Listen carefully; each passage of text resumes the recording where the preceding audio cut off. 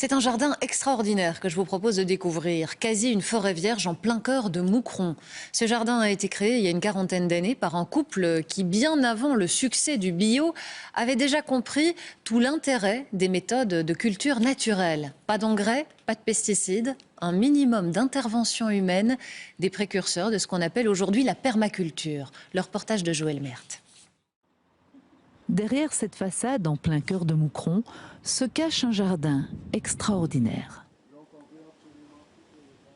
C'est une découverte, vous allez voir. Ici, il y a à peu près 1800 mètres carrés et sur les 1800 mètres carrés, il y a plus de 2000 arbres et arbustes qui sont plantés.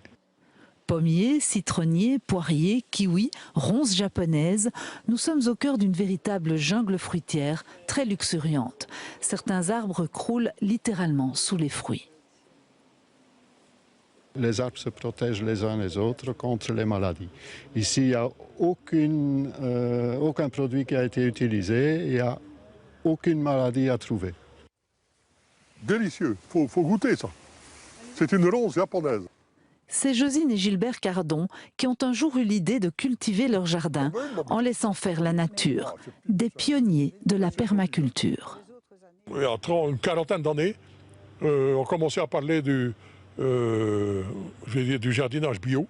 Et puis on demandait ce que c'était. Et puis on a acheté des livres. Et puis on a fait un petit groupe de 10-15 personnes qui s'intéressaient à ça. Et puis ça a démarré. C'est comme ça que j'ai commencé le jardinage. Tout à fait par hasard.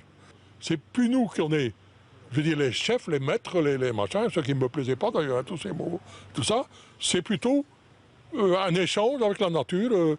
C'est elle qui dirige. Et donc il faut écouter.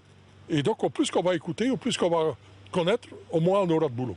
Le sol n'est jamais bêché ni arrosé. Il y a d'ailleurs très peu d'outils. Seuls travaux autorisés, un élagage minimum et un peu d'arrachage des mauvaises herbes qui sont laissées sur le sol en guise d'engrais naturel.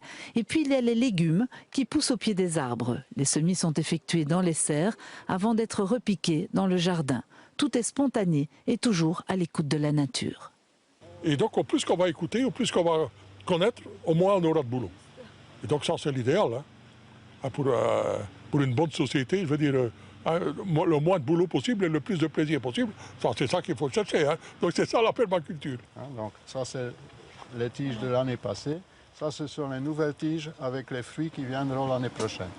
Le jardin de Josine et Gilbert est devenu le jardin des fraternités ouvrières, une association qui compte 3000 membres. Et tous les jeudis, ces journées portes ouvertes. Les visiteurs viennent nombreux et parfois de loin pour découvrir ce lieu insolite. C'est rempli tout partout, c'est tout vert. Des fruits à hauteur de la bouche, presque à croquer dedans. Tous les fruitiers, tous ces mélanges de plantes, c'est assez intéressant. On se demande comment ça peut pousser, parce qu'on a l'impression qu'il n'y a pas trop de soleil, mais finalement il y en a quand même, vu que sinon ça ne pousserait pas aussi autant, quoi.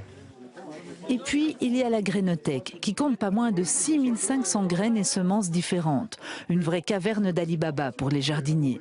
Et un lieu d'échange où l'on se presse pour recevoir de précieux conseils.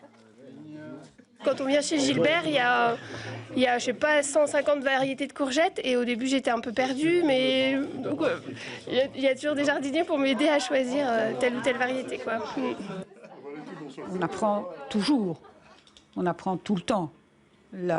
Notre idée, c'est aussi la permaculture, c'est aussi l'éducation permanente. C'est présenté à tous comme une solution pour avoir un monde sans poison.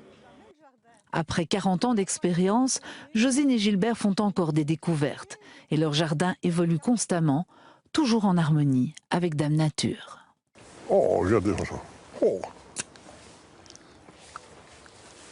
ça c'est bon.